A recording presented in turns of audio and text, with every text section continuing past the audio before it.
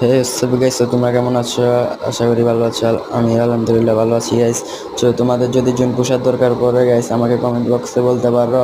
আজকে আমি জুন পোশাক ভিডিও ছাড়লাম। আর জুন পোশাক দরকার পড়লে আমাকে বলতে পারো গাইস কমেন্ট বক্সে। আমি তোমাদেরকে জুন পোশ করে দেবো। লাস্ট জুনে কিন্তু 12 বারের মতো আমি রিভাইভ দিছি তাদের।